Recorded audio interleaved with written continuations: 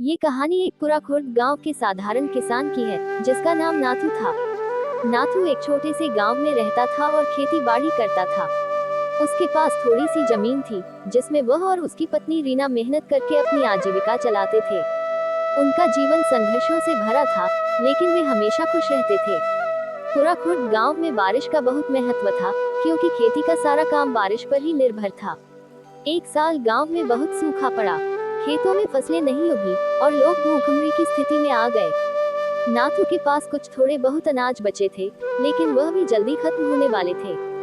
गांव के लोग परेशान थे और वे ईश्वर से प्रार्थना कर रहे थे कि जल्द ही बारिश हो जाए। नाथू ने हार नहीं मानी। उसने अपनी पत्नी रीना से कहा, हम चाहे जितनी भी कठिनाइयों का सामना करें, हमें धैर्य रखना चाहिए और मेहनत करनी चाहिए। ईश्वर हमारी मदद जरूर करेगा। नाथू ने अपने खेत में जुताई जारी रखी, भले ही उसके पास बहुत कम बीज बचे थे। वह रोज सुबह उठता, भगवान की पूजा करता और खेत में काम करने चला जाता। उसकी मेहनत और दृढ़ता देखकर गांव के लोग हैरान थे। वे सोचते थे कि जब बारिश नहीं हो रही है, तो नाथू क्यों मेहनत कर रहा है। कुछ दिनों बाद आसमान में बादल छाने लगे। गांव में खुशी की लहर दौड़ गई।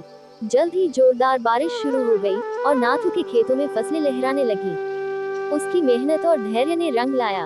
उसकी फसलें अच्छी हुई और वह अपने परिवार के साथ खुशहाल जीवन जीने लगा।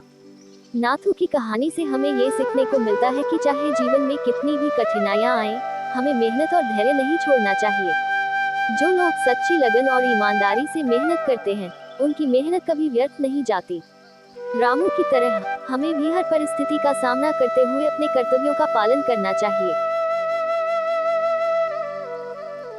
ऐसी और कहानी देखने के लिए चैनल को सब्सक्राइब करें।